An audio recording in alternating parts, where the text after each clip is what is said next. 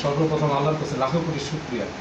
আমরা এই দেশের জন্য, বাংলা ভাষার জন্য, বাংলাদেশের জন্য যাদের ভূমিকা আছে, তাদের যে আমরা যদি স্মরণ করি, বিশিষ্ট ব্যক্তিদের যদি আমি স্মরণ করি, তাদের যে কীর্তির কথা, তাদের যে কার্যক্রমগুলি, ভালো কার্যক্রমগুলি যদি আমরা স্মরণ করি, তাহলে আমাদের মাঝেও এই ভালো কাজগুলি করার ব্যাপারে অনুপ্রেরণা জন্মাবে।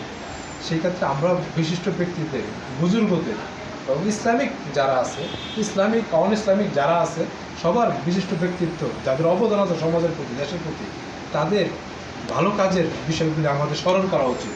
আজকে দেখেন নবাব সিরাজউদ্দৌলা বাংলার শেষ নবাব ছিল, ওনার যে জন্মবার্ষিকী আমরা রাষ্ট্রীয়ভাবে আমাদের পালন করা উচিত, রাষ্ট্রীয়ভাবে পদক্ষেপ নেওয়া উচিত। ওনার মৃত্যুবার্ষিকী, পলাশির যে প্রান্তরে যে শেষ হলো, এটাও কিন্তু রাষ্ট্রীয়ভাবে আমাদের স্মরণ করা উচিত। আমরা যদি আমাদের যে ঐতিহাসিক ঘটনাগুলি যদি আমরা স্মরণ না করি, তাহলে আমাদের তো ইতিহাস তো তাহলে আমরা ইতিহাস থেকে দূরে চলে গেলাম। আমরা তো বাংলাদেশ আজকে কোন জায়গা থেকে আসছে? বাংলাদেশের ধারাবাহিকতা কী? বাংলাদেশের ধারাবাহিকতা ধারাবাহিকতা ছিল পাকিস্তান আগে ধারাবাহিকতা ছিল এই নবাব সিরাজউদ্দৌলা, যে এইগুলি ব্রিটিশের আগে কি? ব্রিটিশের আগে ছিল নবাব সিরাজউদ্দৌলা। এইগুলি তো আমাদের তো অস্বীকার করে তো আমরা পাবো না। আমরা তো অস্বীকার করি যে আমরা ব্রিটিশদের আন্ডারে ছিলাম না, এটা তো ঠিক হবে না। আর এটা তো আমাদের একটা চিরসত্য, আমরা ব্রিটিশরা এই ভূখণ্ড রাজত্ব করছে, আর চিরসত্য 23 বছর পাকিস্তানরা এই আমাদের রাজত্ব করছে। এখন বর্তমানে আমরা বাংলাদেশ হিসাবে আছি। যাই হোক, আমরা পূর্বের শাসনামল থেকে আমাদের অভিজ্ঞতা নিতে হবে, এবং বর্তমান যে শাসক আছে, যার শাসক দায়িত্বে আছে, তাদের এটা চিন্তা করতে হবে। বিগত দিনের শাসকরা কীভাবে রাজ্য পরিচালনা করে তারা দুর্নামের ভাগিদার কী করছে, আবার ভালো কাজ করে স্মরণীয় হয়ে আছে। এখন বর্তমান সরকার কি দুর্নামের দিকে যাবে? বর্তমান সরকার ভালো কাজের দিকে যাবে। বিগত শাসকের সাথে বর্তমান যে শাসনামল, এর সাথে আমাদের তুলনা করে আমাদের চিন্তা করতে হবে, সঠিক সিদ্ধান্ত নিতে হবে। আমি বর্তমান সরকারকে আহ্বান জানাবো, আপনারা বিগত দিনের যারা এই ভূখণ্ড শাসন করছে, তাদের কথাগুলি আপনাদের চিন্তা করতে হবে।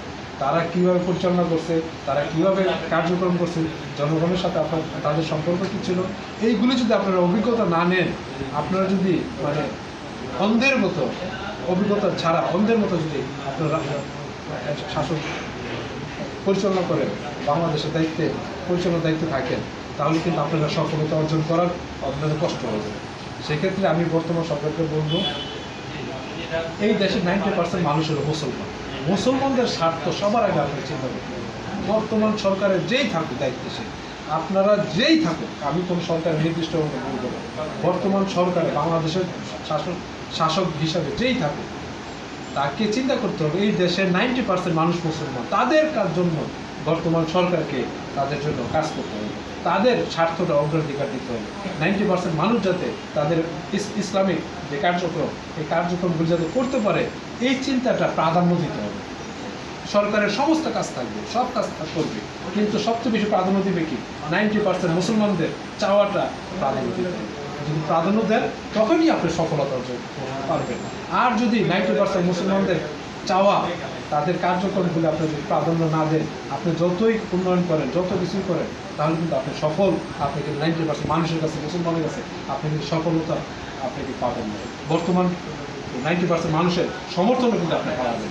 সেই ক্ষেত্রে আপনার যদি 90% মুসলমানদের সমর্থন পাইতে যদি চান, তাহলে 90% মানুষের যে চাওয়া, এই চাওয়াটাকে আপনি প্রাধান্য দিয়েই আপনাকে এটা সরকার পরিচালনা করতে হবে। যাই হোক, আমি যেটা বলবো, নবাব সিরাজউদ্দৌলা বাংলার শেষ নবাব। আমরা নবাব সিরাজউদ্দৌলা আত্মার মাগফিরাত কামনা করি। আমরা নবাব সিরাজউদ্দৌলা থেকে আমাদের অভিজ্ঞতা নিতে হবে, এটাই অভিজ্ঞতা নিতে হবে।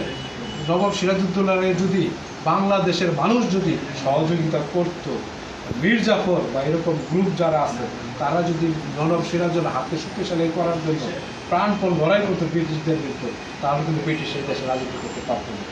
এই থেকে আমাদের শিক্ষা নিতে হবে, আমাদের দেশের নাগরিক যারা আছেন, তাদের প্রত্যেকটা নাগরিককে বাংলাদেশের স্বার্থের জন্য কাজ করতে হবে, বাংলাদেশের উন্নয়নের জন্য কাজ করতে হবে। বাংলাদেশ 90% মানুষ মুসলমান, এর জন্য কাজ করতে হবে। আপনারা যদি 90% মানুষ মুসলমানের জন্য কাজ না করেন, বাংলাদেশের উন্নয়নের জন্য কাজ না করেন, বাংলাদেশের স্বার্থের জন্য কাজ না করেন, তাহলে যে নবাবের পলাশির প্রান্তের যে ঘটনা ঘটছে, কী ঘটনা ঘটছে? নবাব সিরাজউদ্দৌলা একদিকে, মীর জাফর আরেকদিকে।